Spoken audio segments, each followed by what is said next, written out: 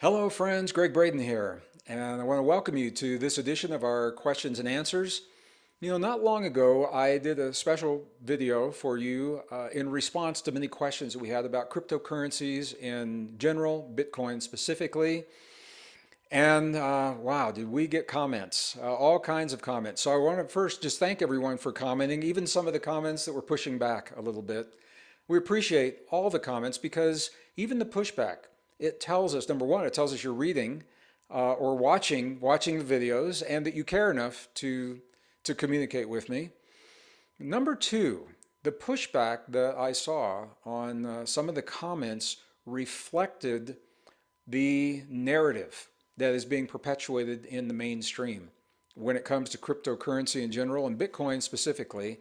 A lot of it is what is called FUD, F-U-D, fear, uncertainty, and doubt.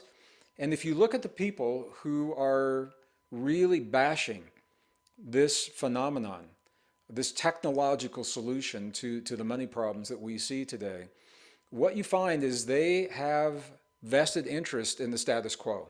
They don't want to see the change that is necessary, in my opinion, that is necessary for our world to move forward in a peaceful way. Because ultimately what we're talking about is the first currency in the history, in the 5,000 plus year history of money and humankind, the first currency that is not tied to a government. It's not state-sponsored currency. It is a peer-to-peer currency. We've never had that before.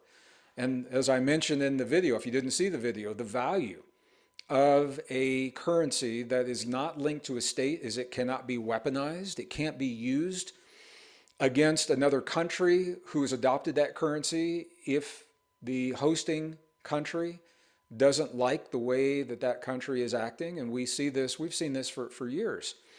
Because when those sanctions are placed against another country based on their actions, the leaders and the elite, they don't feel those sanctions so much. The ones that feel it are the ones that can least afford to feel it. The ones that suffer the most are the everyday people, just trying to take care of their families, just trying to keep a job, sometimes living paycheck to paycheck.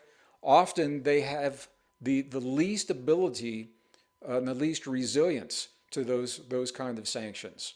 So they don't have the buffer to withstand the big price jumps and things like that. And we've seen this in many countries in the past. This isn't just now, this is many countries in the past. A digital peer-to-peer based currency not run by central banks and not linked to a government, that cannot happen. When your money is peer-to-peer, that money cannot be used to fund war. We put our money in a savings account in a bank. In the banks, it's called fractionalized reserve system. A fraction of that money is kept on hand, and a big part of it is used for other things, including funding wars.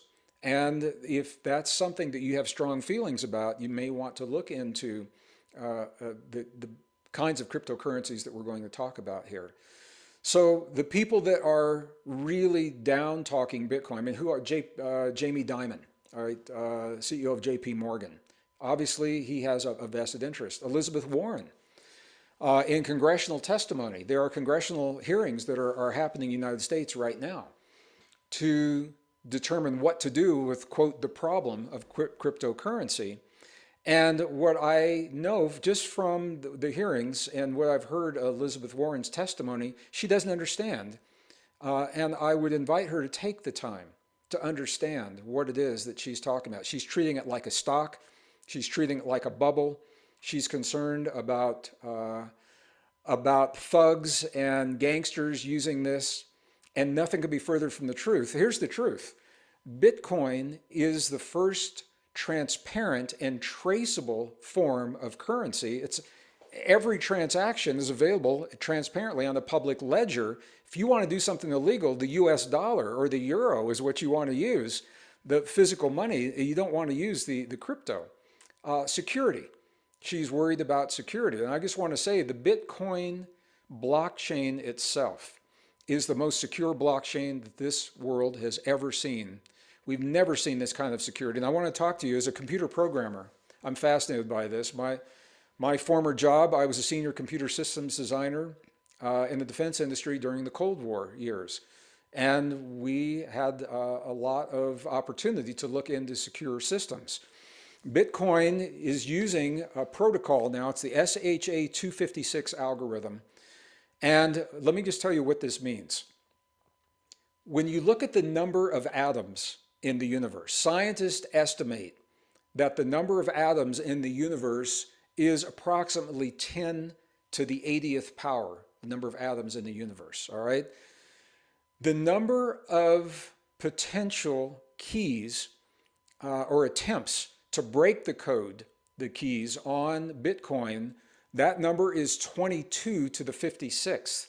So in other words, it would take more attempts to break this code for the security system of the Bitcoin blockchain than there are atoms in the universe. All right, so that gives you a sense. Now, anything that's programmed can be hacked at some point. And as a computer programmer, I'll tell you that. The idea is to make it less attractive and more difficult to hack. The Bitcoin blockchain has never been hacked, not the blockchain. And when we develop the quantum computers, maybe at some point it could, but at that point, then the algorithm will change to reflect that. So the bottom line, it is extremely secure, and it is what is called a hard currency. It's a hard currency because it is backed by something. It is backed by the transparent ledger that gives it its intrinsic value. The US dollar, since 1971, is backed by nothing except the faith and trust in the US government. And there's a lot of controversy around that right now. So these are the things that people like Elizabeth Warren is saying, and Jamie Dimon and others. It's a perspective, and I think all of this, and I'm not bashing the people. This isn't about the people. This is about their perspective. All of this, I think, is because this is so new. This is a new technology that caught many people off guard. When it first emerged 10 years ago, they thought it was a fad, a flash in the pan. They didn't pay any attention to it. It now has, Bitcoin itself is pretty close to $1 trillion market capitalization. Cryptocurrency, along with Bitcoin, has about a $2 trillion market cap. And when you start talking about those numbers, people say, whoa, we better take this seriously. We better control it. And this is the whole point. Now, it needs to be regulated. There do need to be regulations, and I'm happy to see some forms of regulation, but not controlling the currency itself. And when we talk about security, I just want to go back just for a moment. The blockchain of Bitcoin wasn't hacked. It hasn't been hacked. When you hear about the hacks of cryptocurrency in the media, what you're hearing about is the platform that the currency is hosted upon. So it would be like the bank, the platform you can think of like the bank. And there have been hacks in some of the platforms, but it's not in the currency itself. So I just want to be really clear on that. So let me get to the questions. A couple of questions here. And by the way, write in the comments, let me know how you feel about this if you'd like. On the one hand, I'd like to give you a shout out and honor the fact that you asked a question and let you know when I'm answering yours. And on the other hand, I don't want to embarrass anyone or call anyone out. So I don't know if I should use the full name that is in the comments. So what I'm doing, I'm using the first name. And the first name and the first question is Jackie. And Jackie asked a really good question. She says, it seems weird that it, meaning Bitcoin, is a form of money or exchange, but we still have to buy it. Isn't that interesting? We still have to buy it. So Jackie, if you're watching this, and for anyone that has a similar question, I had the same question years ago, before there was any cryptocurrency, when it came to precious metals, when it came to gold and silver, for example, which is often used as a hedge in currencies for inflation, runaway inflation, and things like that. Let me share with you my perspective on it. Maybe this will help you as well. When I buy a cryptocurrency token, or when I buy precious metals, for example, I don't think of it as buying precious metals. If I want to buy a US Eagle 1 ounce silver coin, I don't think that I'm buying that coin. What I think that I'm doing, and this is actually in truth what is happening, is I'm exchanging one form of currency for another form of currency that for whatever reason I feel good about. So I'm exchanging a fiat currency. The US dollar is fiat. That means it's by agreement only. There's nothing backing it right now. Nothing, there's no gold, there's nothing backing it right now. I'm exchanging that for, if I'm buying an ounce of silver, for a physical piece of silver that has had value that has been acknowledged, or an ounce of gold value that's been acknowledged for over 5,000 years. So rather than me buying that, what I say to myself, and I say it to the dealer that I'm working with, I say is I'm exchanging one form of money for another form of money, a harder form of money, hard asset. So when you buy a Bitcoin, you're buying a hard asset in this sense. The definition of a hard asset is it is limited in supply. Right now, US dollars are unlimited. They're printing them. $120 trillion a month is what we were printing up until just recently. You can't do that very long. You're diluting the currency. So when you buy that Bitcoin, only 21 million will ever be minted. It is transparent, it is secure, and that is the intrinsic value. So you are exchanging your US dollar or your euro or whatever that is for another form of currency that you feel good about. So I hope that helps with that question. The second one, also from Jackie, is a two-part question. She said, why is it so volatile? I addressed this a little bit in the video. Because this is a new asset class, and it is now deemed an asset class, Bitcoin and Ethereum are both assets. They're not securities. Because they are assets, they are new, they're going through a process that is called price discovery. They're not being regulated. Nobody can say this is what the price is. The price is being determined by a peer-to-peer network because it's new, and there are still there are only 21 million will ever be created. 18 million have already been created, 18 million plus. And because there's still some left, there is a volatility that I want to speak to in a moment. When those 21 million are fully created, and we won't be creating Bitcoin, you cannot create Bitcoin anymore after that 21 million. And as adoption happens on a greater and greater scale, that volatility will decrease. You're already seeing it happen a little bit now. The extremes, what look like extremes to us, that we saw, 2 years ago, are fewer and further between. Now, day to day, you can have maybe $1,000 or $2,000 swing in the price, but that is happening it's happening less frequently. But here's what I want to say, and the reason I hesitated, I was going to talk about this later, I'll just talk about it now. When you look at the science of human psychology, any currency and the value that we give to currency, or any stocks for that matter, those values are a reflection of human psychology, of mass investor psychology. Mass investor psychology is not random. Those volatile swings aren't random. They are happening within ranges that can be known and predicted and charted through what's called TA, technical analysis, and using tools and principles like the Fibonacci sequence. So when you see a volatile spike and you say, man, how high is this going to go? Well, if you read the charts, you'll know exactly how high it will go. It will go up to a point where it will encounter some kind of resistance. If there's no resistance, the sky's the limit. When it encounters that resistance, typically what happens is it will move along that resistance, it'll be rejected, and it will fall. And you'll say, man, how far is this thing going to drop? It's not like free fall forever. It's free fall until it hits the bottom levels of support. And those often, now it's not 100%, but it's 99%, you can see, actually I'll tell you, the odds are 70-30. When you see certain patterns that these assets, including Bitcoin, will follow, or precious metals or stocks or anything. When you see certain patterns, there's a 70% chance that it will break the upside, 30% to the downside if certain parameters are in place. If other parameters are in place, those numbers reverse. So what I'm saying is it's not random.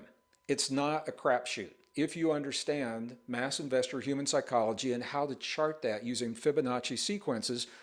Fibonacci sequences are what governs so much of the natural world, the proportions of the human body, the proportions of the way that plants grow and animals, and you probably are aware of all of that. So the volatility, all to say that as we find more adoption, the volatility will become less, and as fewer Bitcoin are available to be created, you will see less volatility. When I talk about mass adoption, this is who's using it and what is the use case.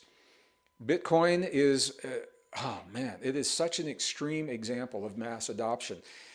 Right now, it took 10 years, I believe, between 1990 and 2000 for the internet, where the internet was after 10 years of adoption. We have doubled that in terms of where we are with Bitcoin adoption. It's being adopted by big finance funds, some of the biggest on the planet, Vanguard, BlackRock. Their investors want exposure to Bitcoin. It's being adopted by insurance companies, by businesses, entire nations. El Salvador, as I mentioned, was the first that has adopted it as their currency. Other nations are doing the same.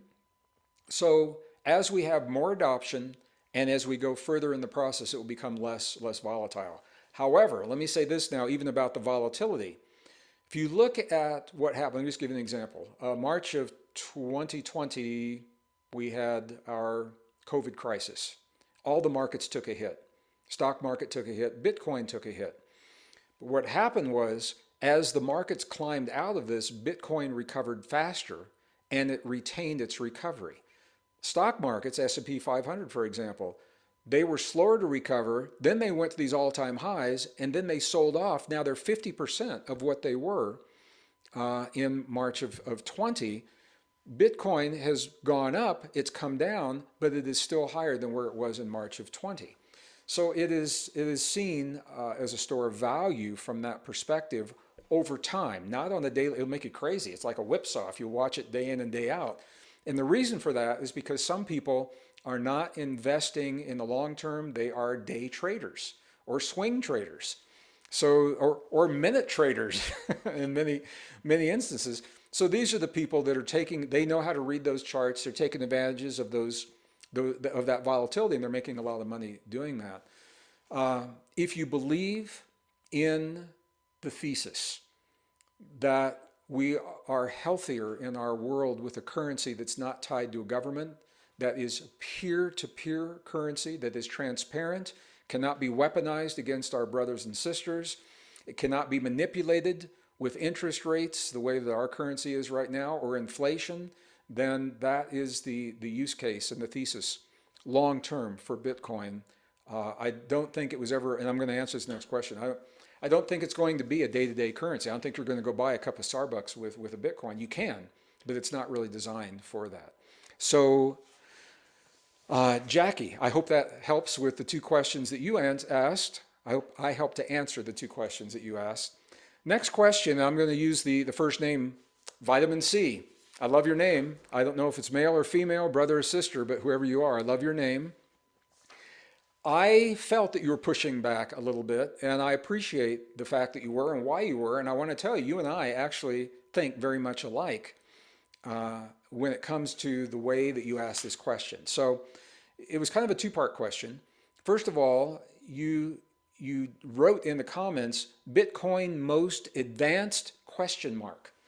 So what I interpret that to be is you're questioning whether or not I believe that Bitcoin is the most advanced. I believe I never said it was the most advanced. What I did say, and I'll stand by this, is that Bitcoin is a technological solution to the problem of money, and it is a highly advanced technological solution to that problem because it meets the criteria of money that what are called fiat currencies that we've talked about are not meeting. And I don't think you're questioning that. I don't think you're in the fiat currency. So you're just saying most advanced. And the next part of the question, I think, is how you're elaborating on that. You are asking me, most advanced, what about the other 10,000 coins like XRP? I'm right there with you. I'm totally with you. And by the way, I like XRP a lot. So for those who are not familiar, XRP is a protocol as well as a coin that will be used by the banking systems. It's already being adopted by the banking systems. It is threatening the status quo. It is in the courts. Well, it's been tied up legally. I'm going to say that. It's been tied up legally. And Friday of last week, the ruling came down that it would be allowed to go to trial. I think the SEC, Security Exchange Commission, was hoping to settle out of court. XRP wants to go to court to make their case because they've got a really strong case. And because it's going to court, it's probably going to be tied up for a while, even longer now. But I like the XRP protocol. But here's the point.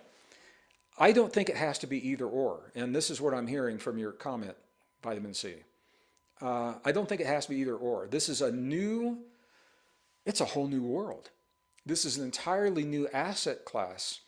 And each of these protocols is being designed, for the most part, for a specific purpose that doesn't necessarily negate another purpose. It's like if you go to your toolbox and say a hammer is better than a pair of pliers. Well, it depends on what you're going to use it for. There's some things a hammer is going to do really well that pliers may not, but you could take a pair of pliers, and I've done it. Hammer a nail with a pair of pliers, you can do that, but it's not really designed to do that. So when you talk about the other 10,000 coins, there are a lot of other coins out there, and it's kind of a crapshoot, to be very honest, and let me share with you why, because the statistics now show that for the last 10 years, of the coins that have been created, the average coin, the average lifespan of a coin is about 1.22 years. Yeah, it's about 1.22 years, and that about 90% of coins that are produced will fail. So only 10% may be viable. If you're an investor, that means you have to look really, really closely at what you're investing in. You need to look at, and for me, this is important because I believe that this is where the world is going, and I believe the whole world's going digital. It makes sense that our money would go digital in some way. Bitcoin, many people are calling a dinosaur, and Vitamin C, I don't know if that's the name that you use, but you implied that it's already obsolete. You did imply that. I'm going to push back on that for this reason. It may be obsolete if you try to project an expectation onto Bitcoin based upon what other coins do. That's like projecting an expectation onto a hammer that you're going to be able to drive a Phillips screw. Bitcoin was designed to be very simple and to not have a lot of bells and whistles and to do one thing really well, and it has fulfilled that promise. It is a stripped down blockchain, the most secure blockchain that we have ever known. And as I mentioned earlier in this program, I won't go any further into that. It is designed to be a peer-to-peer system of currency exchange if we want, or a store of value. XRP does something completely different. This XRP is in the world of decentralized finance, DeFi. And people will try to compare Ethereum to Bitcoin. Ethereum is its own platform upon which this tremendous ecosystem of community is now developing so many applications that run on Ethereum. Bitcoin wasn't designed to do that. The code in Bitcoin, I'll just share with you a little bit. I mentioned I was a senior computer systems designer in the late 70s, early 80s. Well, this was in the 80s in the defense industry. And I was in the group that was porting the first code from the mainframe computers. Used to take up a whole room. We didn't have laptops and desktops. And I was in the group of working for the United States Air Force, taking that big code and putting it onto small machines. And we learned very quickly we needed a new way to do that. And at that time, a software called Lattice C++ came out. And I learned to program in Lattice C++. That was my forte. So I recognize what it is and what its potential is. I'm saying this because Bitcoin was the blockchain was programmed in C++. And there are a lot of good reasons for Satoshi Nakamoto to have done that, whoever he or they are, whole different conversation. So it wasn't designed to do a lot of the other things. So I think there's room for all. For Bitcoin, and it's leading the industry. Bitcoin has nearly a $1 trillion market cap. It's not going to go away. And the rate of adoption is following something called Metcalfe's law. If you're familiar with Metcalfe's law, it essentially says the value of the power of a network is equal to the square of the nodes that are being used. So if you've got 10 nodes, just for an example, if you had 10 nodes and you square that, that's 100. Well, you look at the nodes that are using Bitcoin and you square that, and the rate of adoption and the use, this is the most rapid adoption of a technology that's ever been seen in human history, doubling the adoption of the internet. So I think the Bitcoin is really good for what it was designed to do, and it doesn't do a lot of other things well. It's slow. And that's why other protocols are developed to offload some of this information. And same with Ethereum. Ethereum is relatively slow and expensive, so you've got things like Matic, Polygon Matic, to take care of the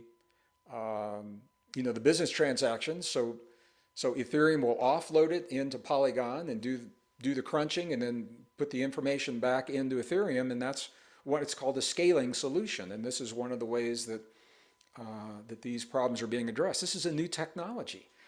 And there may be a time that Bitcoin is obsolete. I don't see that time happening in the near future because of adoption, Metcalfe's law, the network effect, and because it is simply so really good at what it does. And the important thing is to bear in mind what it was designed to do and not try to make it do other things it wasn't designed to do. So Vitamin C, I hope that helps, and I really appreciate you checking in with me, and I appreciate your perspective. I don't want to go too long here, but I have another topic. There were so many people, I'm not going to address one question, because there were so many people that asked the same question, and Elizabeth Warren actually helped to perpetuate this, that Bitcoin is bad for the environment. And you're hearing this a lot. Let me just say this, that may have been true 10 years ago because it was a new technology and we didn't know for sure how it was going to be used. Right now, what the studies are showing, and I'm just going to give you the bottom line right now. There was a study that was done, and I will put the link to the study in the comments section so that you can see it. It was done by NASDAQ.com. If you want to go www.nasdaq.com. So this is an equities research company researching Bitcoin, so they're not biased to cryptocurrency. They would rather have securities. And here's what they found, just the bottom line. There was a study that was done, and they looked at traditional banking system. What does that mean? And I talked about this a little bit in the video before. It means if you look at the number of traditional banks and then you take the brick and mortar structures and you take how much electricity it takes for all the lights and all the computers and the air conditioners of all of those in the traditional banking system all over the world, and you take into account the ATMs and the cooling systems in the ATMs and all of that, it doesn't even take into account the gas that's used or the petrol, depending on what part of the world you're in, for the employees to get back and forth to work. It didn't even take into account that. If you take into account all that information, the amount of energy used per year for traditional banking is 263.72 terawatt hours per year. A terawatt hour is just a whole heck of a lot of electricity, okay? Compared to Bitcoin, Bitcoin is about half. Bitcoin is 113.89 terawatt hours. Bitcoin, right now, we're 50%, well over 50% of Bitcoin is being mined through renewables. And a lot of that is coming from, especially here in the US, in the oil fields. When an oil company is drilling for oil, they're not set up often to accommodate, sometimes they hit hydrogen, a hydrogen pocket, natural hydrogen in the earth. Sometimes they hit natural gas. They're not set up for that. They don't have the pipelines to offload it. They don't want that. All they want is the oil. So what they do, their answer for decades has been to burn the hydrogen or to burn the natural gas. It's called flaring. And you'll see this. You go to an oil field and you'll see the big stacks and you'll see flaring coming off these. I wonder why they're doing that. Well, this is why. What is happening now is that unexpected gas, or now maybe it is expected, they know they're going to hit that at the top of the formation. As a geologist, I love to talk about these things. That now is being siphoned off and used to drive the Bitcoin. Okay, so the machines, to create the electricity for the machines that are mining the Bitcoin. I want to be accurate here. So they're using what has been in the past called stranded energy. It was energy, it was there, but there wasn't any way to use it. So a lot of Bitcoin is using that. A lot of it's using solar. A lot of it's using hydro. In El Salvador, that I mentioned earlier, there are volcanoes in El Salvador, and they're drilling geothermal wells and running the Bitcoin mining on geothermal. And they just announced about 2 weeks ago, this is mid-March now, they just announced 2 weeks ago what are called volcano bonds. So these are bonds that are being issued based on cryptocurrency, and the energy is being driven by volcanoes, so volcano bonds. So the bottom line is it is less energy intensive for what it produces. But I'm going to take it even a step. I'm going to go a couple minutes longer. I want to take it a step further. I think it's a good use of energy. It may be the best use of energy that we've ever seen. Because if you think about it this way, we are spiritual beings, all right, and our energetic beings. And the work that we do in the world is expending that spiritual energy to produce goods or services or information or share knowledge.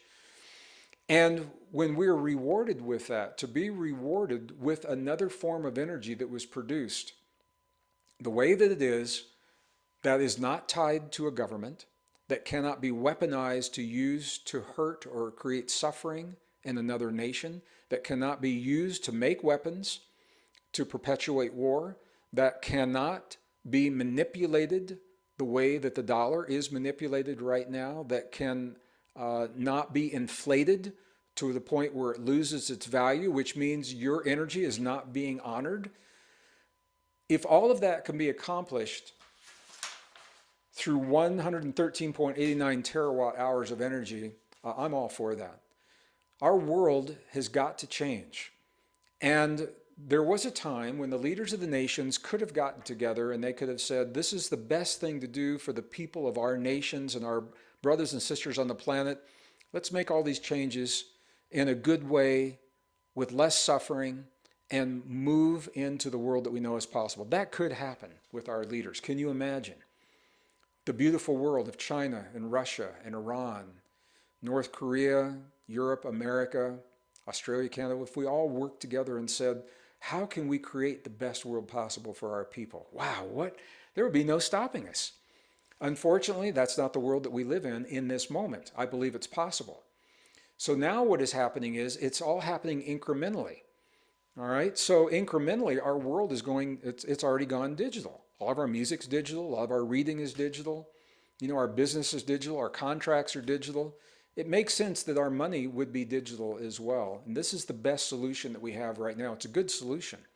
It's a good solution if it's given the chance to work, because not only does it level the playing field of disparity among the elite and the non-elite, the rich and the poor, but it offers us a path to peace, because now money is no longer the reason for the fighting, no longer the reason for the wars. I can't think of a better use for our time. So is Bitcoin energy intensive? It takes energy. It takes a lot of energy to run the machines to mine the Bitcoins. That will be over when the 21 million Bitcoins are mined, number one. Number two, that energy more and more is coming from renewables, and I personally believe it's a good use of energy. So I'm going to stop this session right now. I hope this answers some of your questions. Thank you all again for taking the time to let me know your thoughts. And, you know, I offered this program. It's not the focus in my life because there are so many other things, but we had so many inquiries about this. And I wanted, from my perspective, to share with you how I see this revolution unfolding and what it means to us both on a physical as well as on a deeply spiritual level. So I hope that I've helped with that.